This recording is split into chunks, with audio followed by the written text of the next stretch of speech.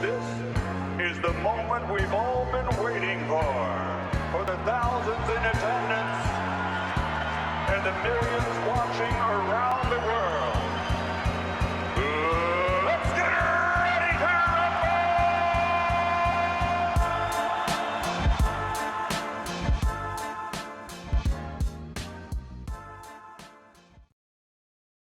Welcome to a very depressing episode of In or Out. I guess if you're a Magic fan, it's not so depressing, but for the Cleveland Cavaliers, they were defeated by 38 points in Game 3. That is the largest margin of defeat in franchise playoff history. I'm Tony Pesta, joined by Corey Walsh, and we're going to work through a handful of topics here, recapping Game 3 and looking ahead to Game 4. Look, it's hard to take too much away from one playoff game, especially when the Cavs looked as bad as they did. I mean, really, it's that simple. If they play that bad again, they're going to get smacked by 30 again. But let's start here and focus on what's probably on everyone's mind. Did Orlando just swing the series back into their favor? Corey, are you in or out? No, but they definitely got a blueprint as to how to slow the Cavs offense down. I mean, you couldn't have sat there as a Cavs fan and just yes, the Cavs game plan for Orlando is obviously to siphon their shots to the perimeter because they're not a strong 3-point shooting team. I think they finished 5th worst in the league in percentile from 3-point range. And if their best 3-point shooters like Suggs and Cole Anthony and Gary Harris were struggling in the first 2 games, you'd have to think, seeing as they're NBA players, that those shots are going to fall eventually. And the Cavs, I feel like, won the first 2 games off of defense. So it only makes sense that the Magic kind of sit back and be like, the Cavs, if they can't get going on the interior either, also can struggle from 3-point range from time to time. And it just so happened that the Cavs going cold from 3 also coincided with Donovan Mitchell having his worst shooting game thus far in the series. And when those two things combine, the Cavs offense truly just goes as far as Donovan Mitchell will let it go.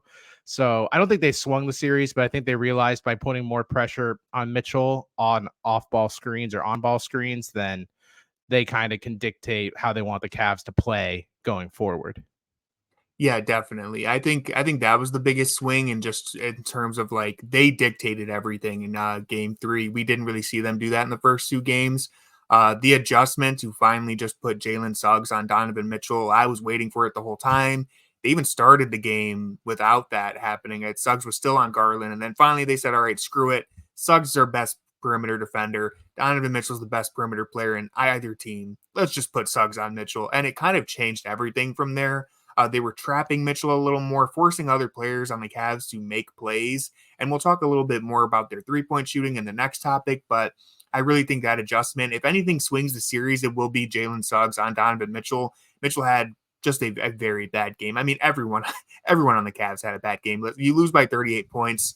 That's never going to feel good, but momentum swings very fast in the NBA, especially in the playoffs. I mean, look, even if you look at this very series, the Cavs didn't trail at all the first 2 games, and then Orlando bounces back, and we're asking if they just swung the entire series that quickly. Even if you look at last season, Game 2 against the Knicks. Now, I know we won by 17 points. I think that's half of what the Magic just won by, but still, you look at that game, and it's a clear outlier, and we were talking back then, did the Cavs just swing momentum against the Knicks? And, of course, the score doesn't carry over is the point that I'm making. There's no sense in lingering on one game. Now, if it happens again, that's a different story. But right now, I mean, look, if you can't respond to a big loss in the playoffs, then you're kind of not built for that moment anyway. And so it's kind of sink or swim. We're going to find out if the Cavs can respond to a punch like that.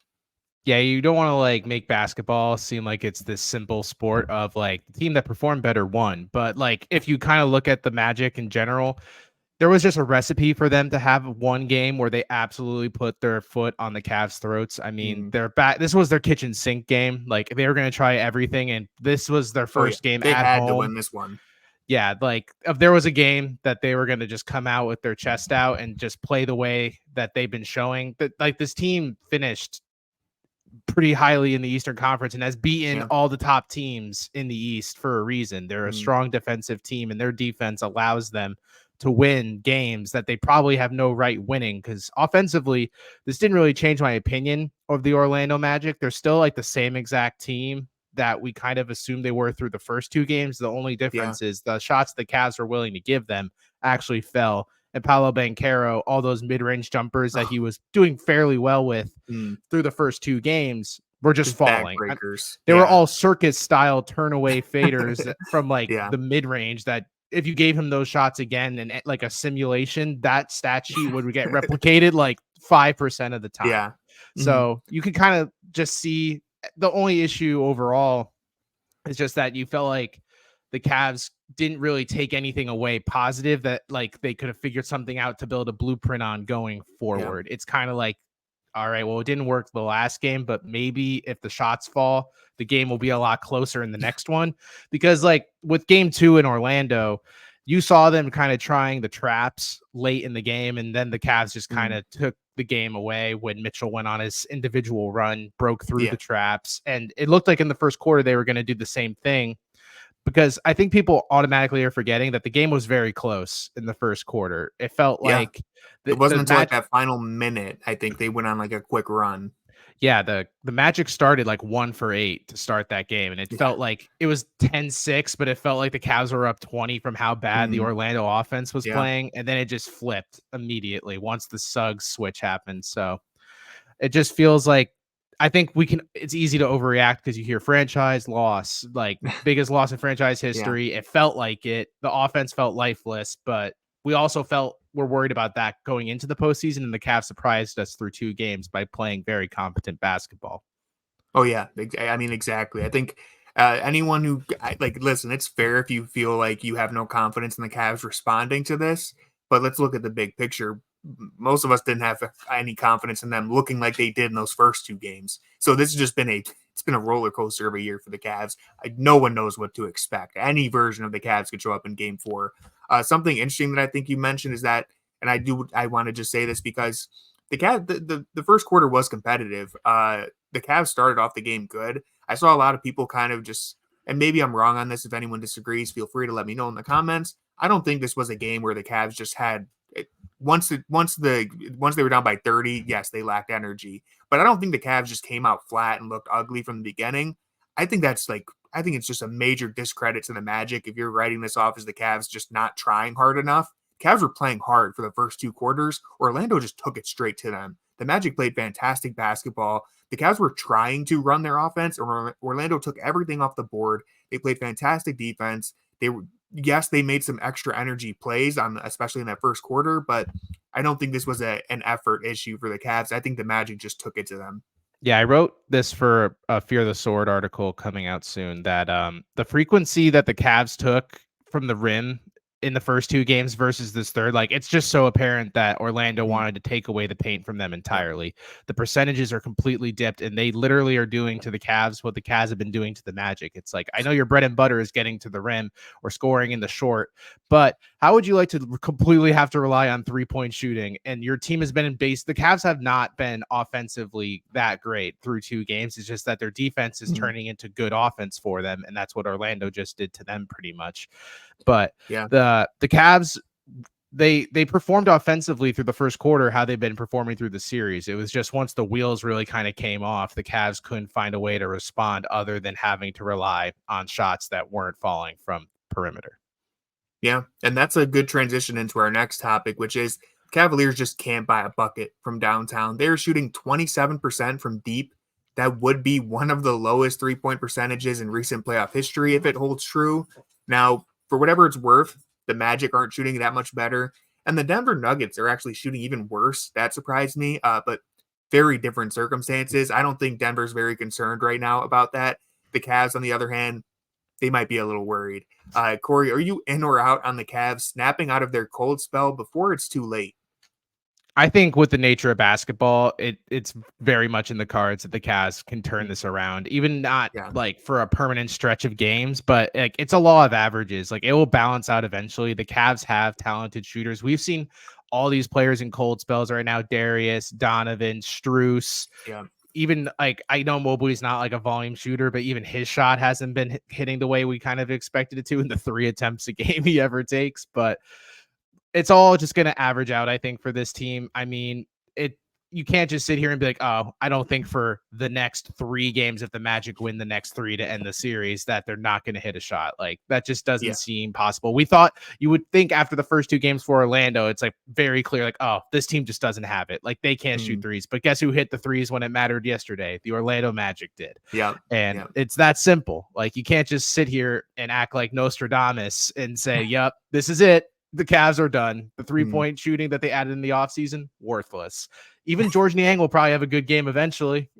You gotta hope. You gotta hope. I mean, but you mentioned the Magic. I mean, it's just a perfect example. They couldn't hit anything first 2 games. Granted, they still didn't shoot that great in that third game either, but they hit all the big shots. They really shot better than us.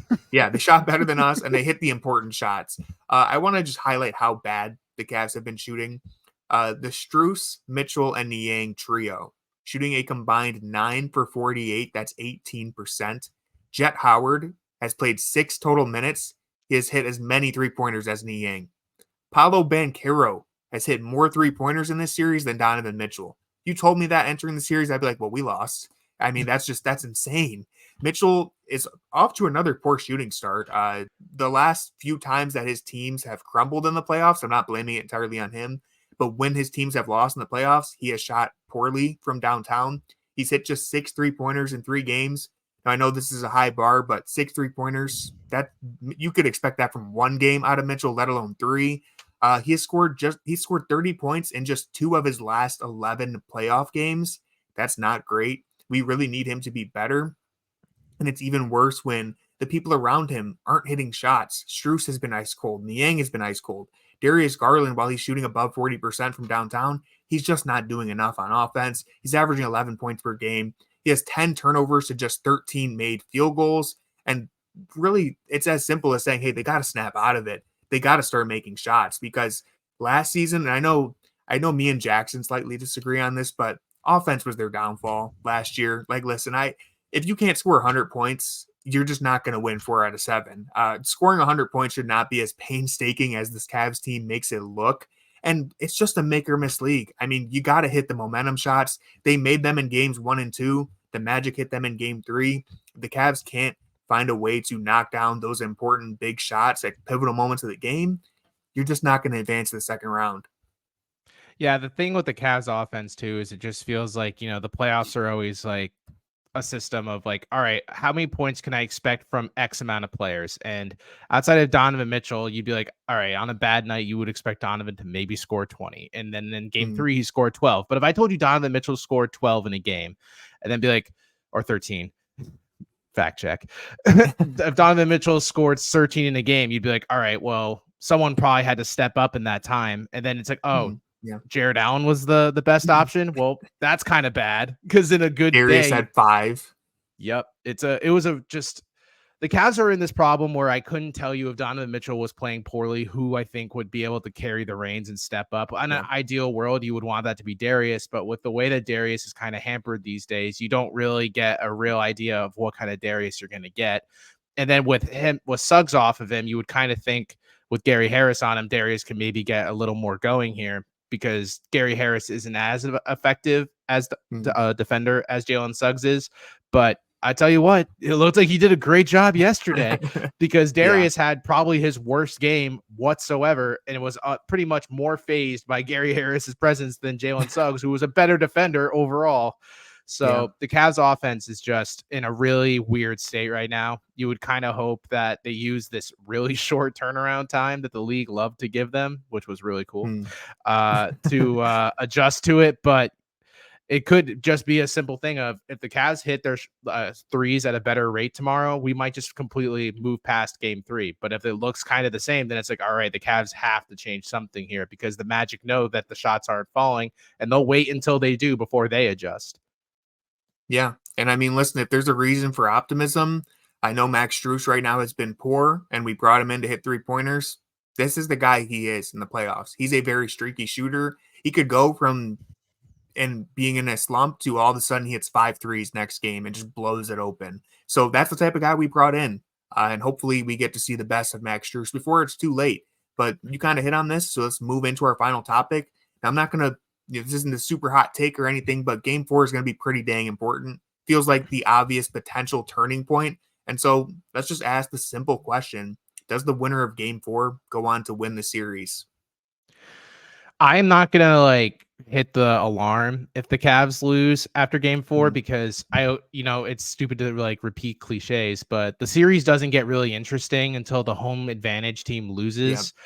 So if Orlando wins the next one, it just means that Orlando always statistically is a good team at home. They're completely different at home than on the road. So by that law itself, the Cavs, if they just have to win their home games, like, do we want this series to go 7? No, especially when you're just going to assume that you're facing Boston in the second round. I mean, unless something drastic happens, that means that that series would probably go 7-2, honestly. But I don't think that if the Cavs lose, unless it's in this dramatic fashion as it was yesterday, then I would be like, okay, yep, there's definitely a huge momentum swing undergoing here, because even in game 2, Orlando kept it ultra competitive until like the last 5 minutes of the game. So if the Cavs hold it tight and they lose a close one in game 4 too, I'm not going to be too worried. It's once the Cavs lose a game in Cleveland that I think it's time for fans to kind of be like, wait, what's actually going on here? Yeah, I agree. I think that's basically the best way to put it. If they lose game 4, how they lose will matter at that point. So I agree with you saying that too. Like, listen, you lose one game by 30, it's okay. You can move on. You lose back-to-back games by 20, 30, like that will feel a lot different. But really, despite how it feels right now, Orlando is still the team if they're back against the wall. They are down 2-1. Winning this game 4 is more important for Orlando. Again, that old cliche, it's not a series until a road team wins. If the Cavs, like, entering this 2-game road trip, all they care about is getting one. Just split the road trip. You're heading back to Cleveland up 3-1. Doesn't matter if you lost by 1 point or 100 points. As long as you get one of those games, you're going to feel pretty good, because you're going to end up, if the Cavs win game 4, you end up in a situation where they just have to win 1 of 3, with 2 of those being at home. Whereas if the Magic lose, I mean, coming back from 3-1 is difficult. Coming back from 3-1 when you also have the disadvantage of being on the road, it's near impossible. You need LeBron James and Kyrie to do it, really. And so this game is more important for Orlando, but it doesn't mean it's not important for the Cavs. Clearly, if you head back to Cleveland and it's 2-2, feels a whole lot different than it could have been, especially from when you left Cleveland thinking this might be a sweep. All of a sudden it's 2-2 and it's a best of 3. So there's going to be a lot of pressure on game 4. I still think Orlando should be the team that is feeling like they are the ones against the wall. But because of how the Cavs lost in game 3, they're facing a lot of pressure as well to bounce back and respond. Yeah, I agree. I mean, think of it like if Orlando didn't think their backs were against the wall, they wouldn't have tinkered with their starting lineup. Obviously, you make those types of changes when you're kind of like, all right, well, we got to switch something up or else we're going home. Like, Cleveland doesn't need to make that drastic of a move to let you know that they also need to be aware of it. But you also just know that this team just saw their entire identity that they built through 2 games crumble in front of their eyes. So they can't just go back to it and be like, all right, well, that was weird, but let's just move on to the next one. This team, like, even in post-game stuff was like, yeah, this is not something we're going to like just breeze by and be like, that was an outlier. It's something that you have to build on. And unfortunately for the Cavs, they have to build on it pretty quickly. But that's what the good thing about going back to Cleveland will be for game 5 is it gives you more time to adapt. So all you can kind of hope is that the offense looks better. The defense overall, minus like, the defense just was that to me. It feels more like an outlier because we have 2 bodies of work where the defense was working and then 1 game where just the shots fell. So we can see with the law of averages how that turns out for game 4. Yeah, I mean, I thought their defense, it was really good to start. As the Magic started hitting shots, the Cavs defense started to fall a little out of position, which is natural. I mean, that's how it happens in the NBA. And so, I mean, Paolo Banchero was just drilling in some incredible shots. And listen, if he makes those shots and they beat you that way, tip your hat because those were just incredible shots. But yeah, I mean, the Cavs and Magic, they'll be back at it for game 4 at 1 p.m. tomorrow. So not much time for us to really process any of this. It's really sink or swim at this point. You're getting thrown right back out there. I'm nervous, as I'm sure both fans are, but special thanks to everyone who watched or listened to this episode. And with all that being said, go Cavs. I agree. Go Cavs.